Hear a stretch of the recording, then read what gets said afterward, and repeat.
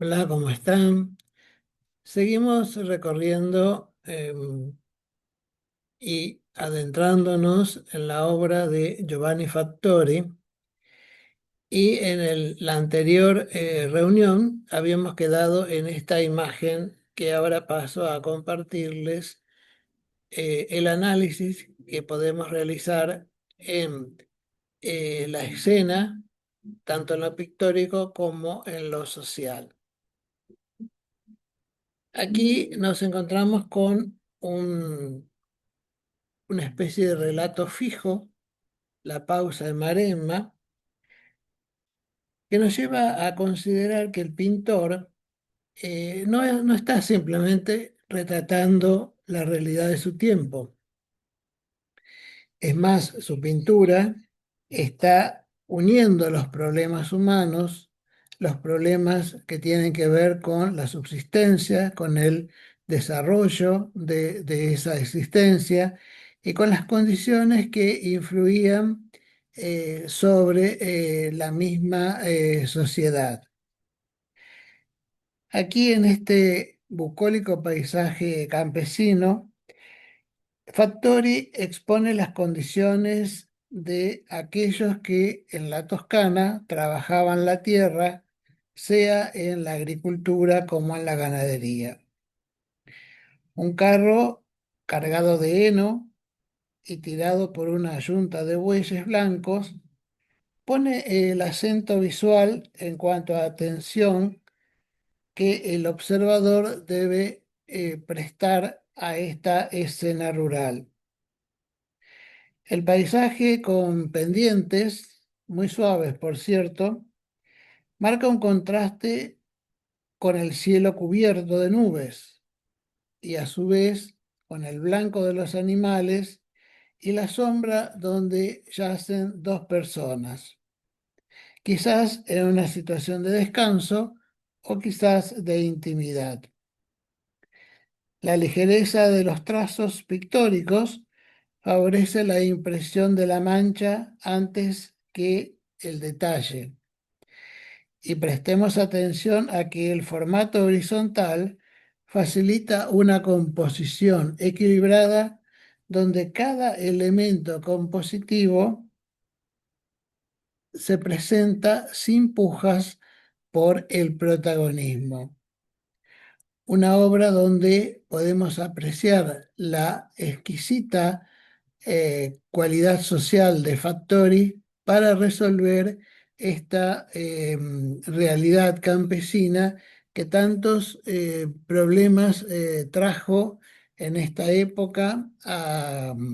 en el diario vivir y que en parte estas condiciones impulsaron a la gran eh, emigración desde Italia hacia otros continentes.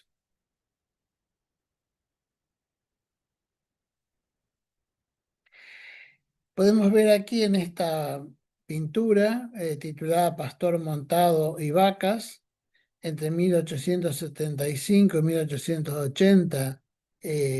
pintada por Fattori, muestra una escena de pastoreos de vacunos con caballos. O sea, el pastoreo con caballos era también podríamos decir, un nivel mayor a aquel pastoreo a pie que se desarrollaba en gran parte de Europa. Y aquí en la composición, Fattori juega con las ondulaciones del terreno y está introduciendo un movimiento sutil en el paisaje prácticamente yermo, sin mayor coloratura de verdes u otra gama de esa misma tonalidad. Al fondo, intermediando entre los protagonistas humanos y animales de esta escena, aparece una edificación y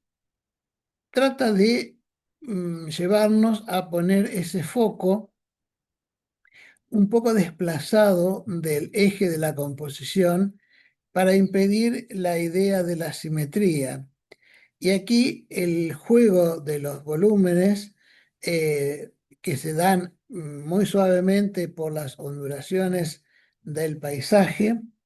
eh, facilita que haya un punto de neutralidad entre la tierra agreste y terrosa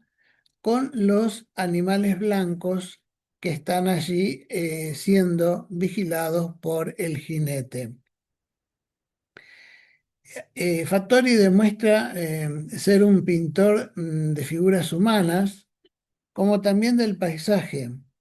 ya que las personas se ubican para anclar los sitios, las bases de la naturaleza, que a veces parecen generar una ilusión antes que una realidad, mostrando el dominio del color bajo la influencia del juego, perdón, de las luces y las sombras trabajadas magistralmente. Aquí tenemos que enfatizar que las luces no son tan a plomo como ocurría en otras pinturas, sino que está más difusa a través del nublado del cielo y la coloratura ocre de toda la tierra en donde se desarrolla esta acción. Realmente es una pintura que permite, facilita comprender que las condiciones de vida de estos habitantes rurales, valga la situación de calificación, de estos personajes rurales era bastante dificultosa. Y Fattori, como pasa con gran parte de los artistas, no quiere evitar ese sufrimiento con una imagen totalmente idealizada, pero sí logra, con mucha maestría, a mi parecer, transmitir de un modo más suave, de un modo más amable, la dureza de las condiciones de vida antes que hacer una especie de folleto propagandístico denunciando la dificultad en el diario de vivir de los campesinos toscanos. Si vamos al contexto histórico, bueno, tenemos aquí que el reinado de la reina Isabel, perdón, la reina Victoria, fue uno de los periodos en que la historia mundial eh, estuvo fuertemente influenciada por todos los acontecimientos y todas las directivas que desde la corona británica fueron difundiéndose en el mundo. El ascenso de Victoria al trono del Reino Unido, un extenso reinado entre 1819 y 1901, solo superado por Isabel II, de reciente fallecimiento, nos muestra la expansión colonialista inglesa que los lleva a anexar cuantiosos territorios asiáticos, a tal punto que Victoria fue emperatriz de la India entre 1871 y su fallecimiento. Los ingleses dominaron gran parte de África, de Asia, y también quisieron hacerlo en este periodo en lo que es el continente americano, cosa que no lograron. Retornando al reinado de Victoria, eh, el mismo representa un punto de inflexión entre la revolución industrial y el tiempo posterior, porque los usos y las costumbres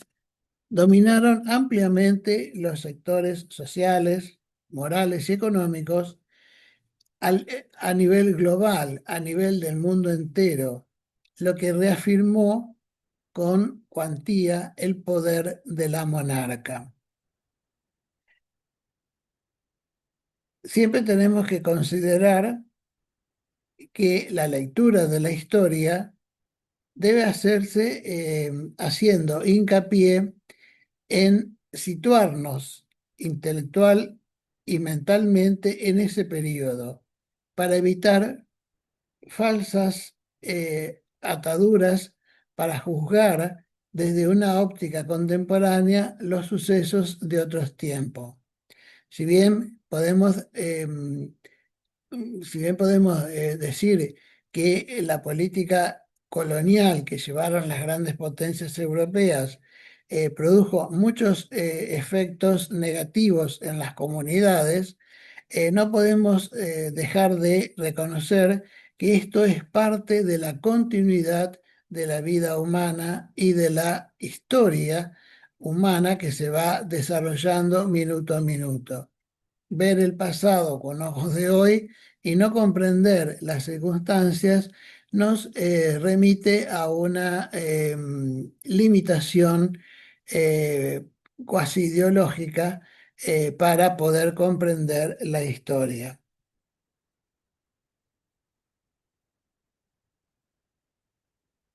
También tenemos que comprender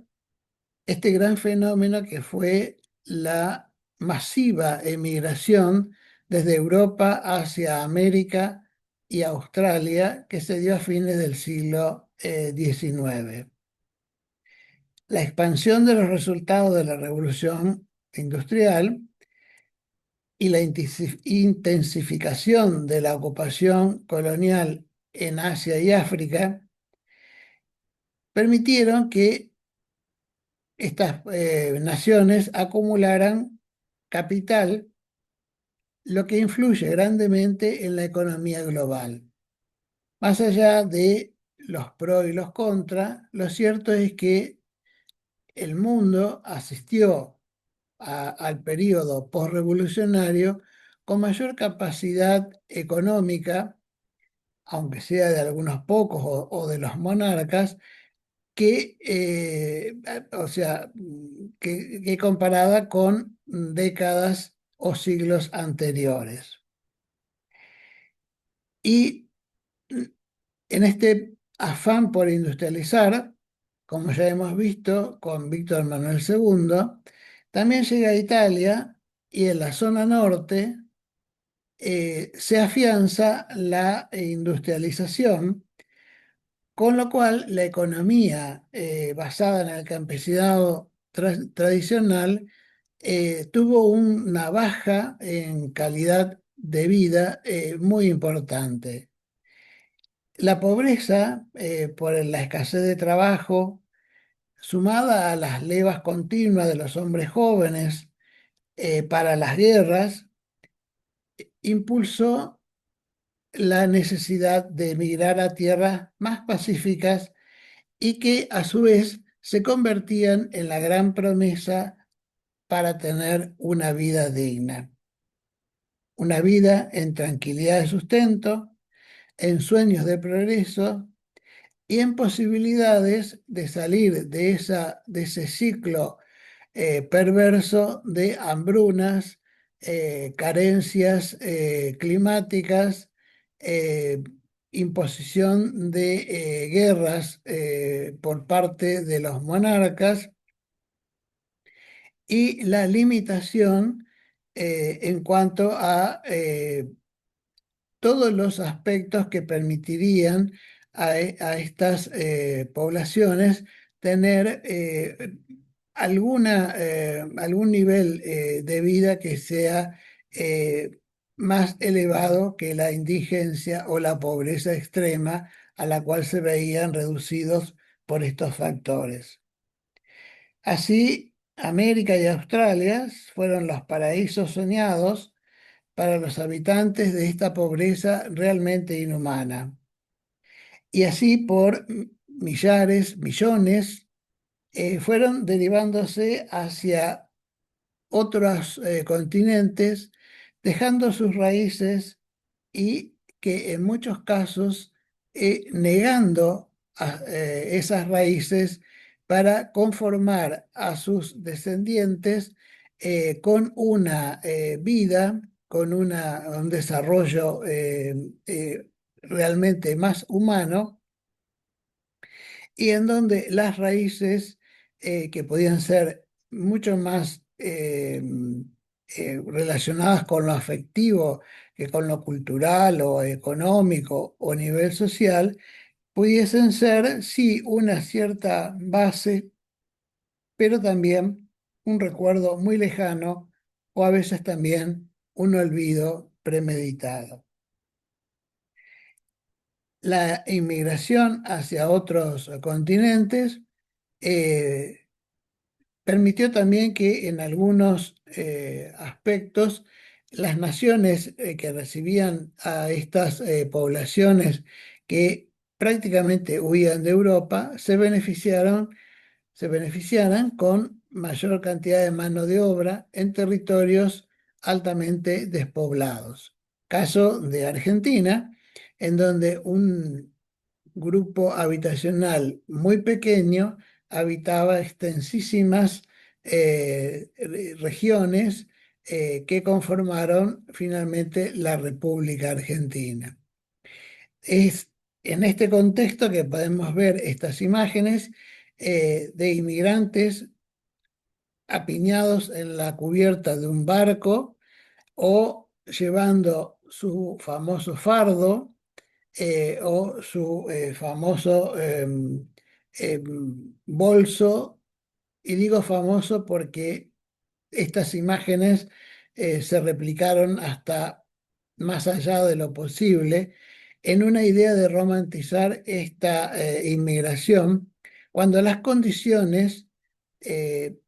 para sobrevivir en estas travesías eran tan duras como la supervivencia en el suelo natal. Al llegar a los territorios que daban cobijo a estas nuevas oleadas inmigracionales, muchos tuvieron la posibilidad de alcanzar un bienestar relativamente calmo y a partir de eso las naciones que recibieron a estas eh, oleadas inmigracionales pudieron ir afianzando sus propios modelos identitarios como naciones y como eh, parte insustituible del conjunto de las naciones.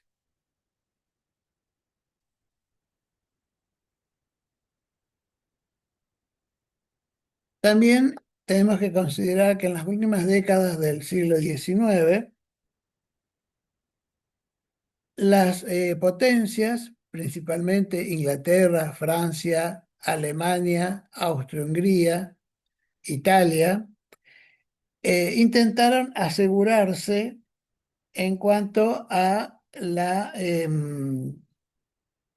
en cuanto a las alianzas políticas y militares que en el fondo pretendían asegurar sus propios intereses. Por afinidad diplomática, por afinidad de quizás de raíces ancestrales y demás factores, una de las uniones como la de Francia, Reino Unido y Rusia, en lo que se dio a llamar el Triple Entente, se contrapuso a la Triple Alianza formada por Alemania, Austria-Hungría e Italia. La necesidad de equilibrar el poder para asegurar los intereses nacionales y grupales fueron la base de estas grandes alianzas que finalmente van a terminar chocando en la Primera Guerra Mundial. Los pactos de las naciones se enmarcaban en compromisos de formar bloques que interactuarían en caso de ataques, operaciones frecuentes y comunes en una Europa que decidía sus cuestiones por medio de las armas. De este modo, los franceses se comprometieron a la guerra contra el imperio alemán si los germanos se armaban contra el imperio ruso. El Reino Unido asumía el compromiso de procurar soporte diplomático. Entonces, aquí podemos ver en estas imágenes cómo estaba repartido ese mundo europeo de pocas y fuertes naciones, eh, principalmente en recursos bélicos, como el caso de Francia, de Rusia y de Inglaterra, contra naciones que también iban surgiendo en la idea bélica, como era eh, Alemania, Austria-Hungría y en menor medida Italia, pero acompañando y generando esta suerte de bloques para conciliar fortalezas frente a otro bloque que pudiese atentar contra los intereses de cada uno de estos países. Entonces, aquí es realmente valioso comprender que esta Europa, que a su vez estaba armándose para beneficio de sus propios intereses, también tenía toda la intención de exportar, valga el término, habitantes a otros lugares para descomprimir una situación que no siempre se dice con claridad, que era la excesiva pobreza e indigencia que atravesaba vastísimas eh, cantidades de pobladores. Entonces, a partir de esto podemos ver que en ese juego político, económico, militar, eh, cada uno de estos grupos europeos buscaba sus propios beneficios y también en la alianza los beneficios para sus amigos. O sea que es, en definitiva, estamos viendo una lucha de poder que luego se cristaliza en la triste y célebre Primera Guerra Mundial. Si retomamos la pintura de Fattori, podemos encontrar que en estos dos cuadros, también referenciados a la actividad agropecuaria, eh, lo que se nota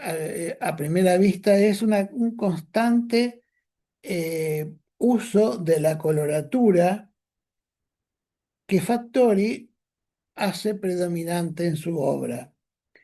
Una coloratura más bien calma, una coloratura que no apela a intensidades lumínicas que contrasten con los volúmenes, sino que más bien estas luminosidades van como apadrinando, van como acompañando cada uno de los volúmenes que se ubican en la composición. En estas obras también predomina la horizontal, que se equilibra con puntos focales que son las transiciones entre los objetos animados, trabajadores y animales, y la aparente inacción del paisaje.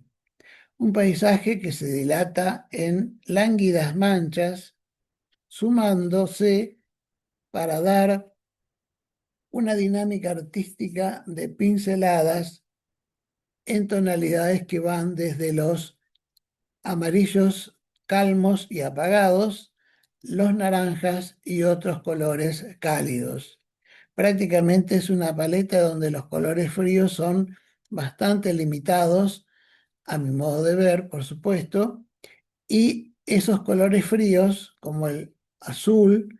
o el violeta, aparecen pero con una amabilidad muy propia de este pintor. Nuevamente podemos encontrar la yunta de bueyes tirando un carro, el pastor con sus otros animales haciendo un recorrido a pie, como también aquellos pastores que pastoreaban al ganado montados en caballos, lo que le da una dinámica a la pintura que es muy propia de estas actividades de aquel tiempo.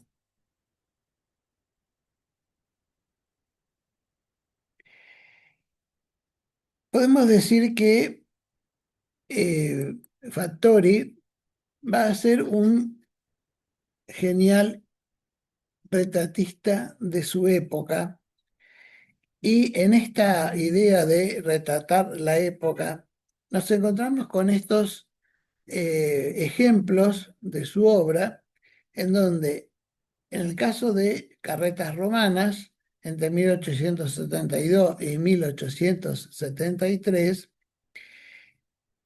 las costumbres cobran una dimensión plástica impensadas en la vida cotidiana.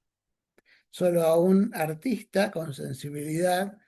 se le podía ocurrir de tomar como objeto de inspiración y objeto de representación plástica una escena de la vida cotidiana que para aquel entonces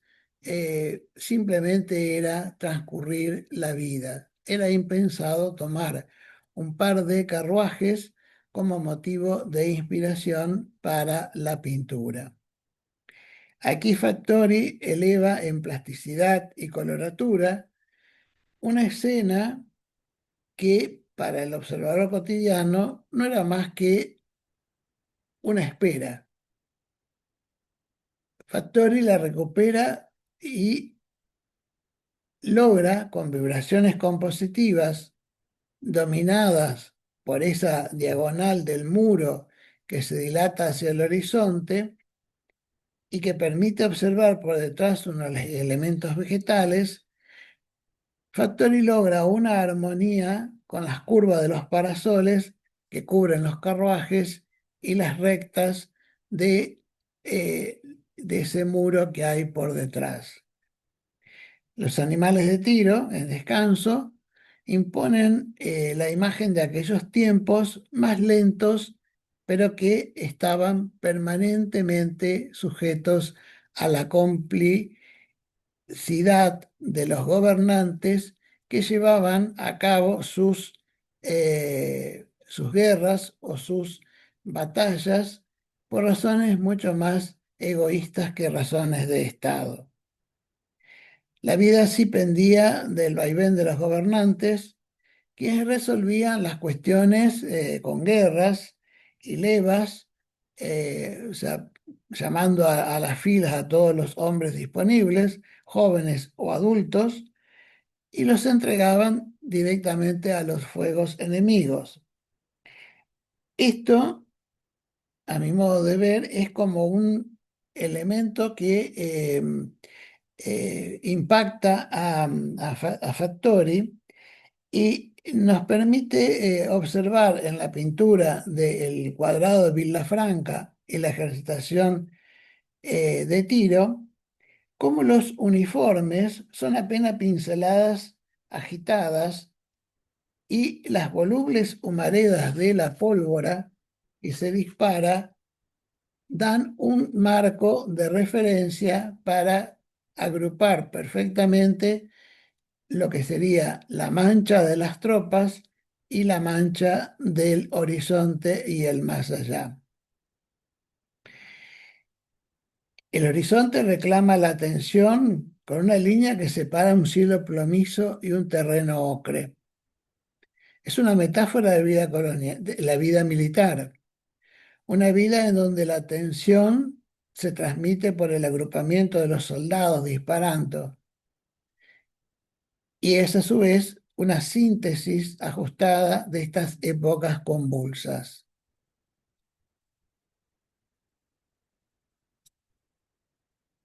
Escenas más bucólicas, más pacíficas, más casi románticas, como en este caso el pajar, que estaba en una zona próxima a la ciudad de Livorno, introduce en esta explicación las escenas frescas y espontáneas de esa Toscana agrícola, finalizando el siglo XIX. Y si bien estamos hablando siempre o frecuentemente, estamos hablando de estos momentos rurales que Fattori capta magistralmente, eh, sí tenemos que observar que Fattori no se encasilla en repeticiones de patrones, sino que cada obra tiene patrones de operaciones diferentes. O sea, hay una innovación en cada uno de estos cuadros que impide la idea de la serie de cuadros como pudieron haber hecho otros pintores. En ocasiones los paisajes no tienen mayor pretensión que retratar la vida de los campesinos, como también de los animales agobiados por el duro trabajo. Y las escenas militares imponen lecturas de instantáneas captadas con la prisa de la reinterpretación personal. Es algo muy interesante porque prácticamente en muchas de estas pinturas uno hoy podría ver casi como un boceto de la realidad, casi como un estudio para luego realizar la pintura definitiva. Sin embargo, eh, aquí podemos encontrar que Fattori se introduce en el signo y en el significado de lo que desea transmitir, más que en la virtud plástica, porque según él, la virtud plástica desvirtuaría el ordenamiento esencial de las cosas. O sea, a esa vida agrícola, a esa vida de tensiones, tanto por los efectos de la naturaleza en cuanto al fruto o la pérdida del esfuerzo en la campaña, como también a veces el despoblamiento merced a las guerras y a los servicios militares que debían prestar todos los habitantes de las distintas zonas, eh, hace que realmente Fattori sea un pintor que presenta la dificultad de la vida cotidiana con una pintura que es realmente magistral. Vamos a hacer una pausa para encontrarnos en la próxima reunión y como siempre trato de transmitirles, esto es una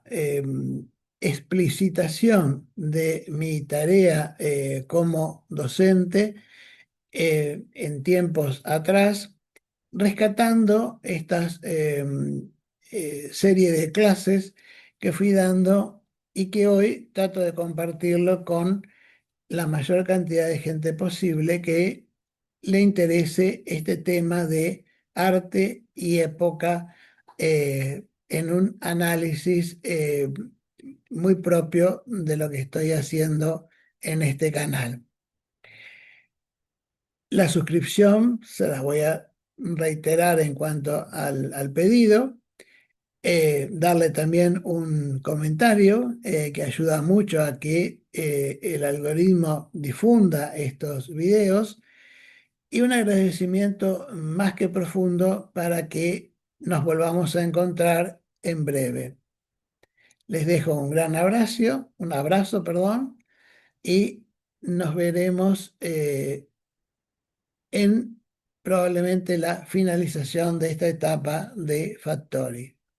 Muchas gracias y hasta la próxima.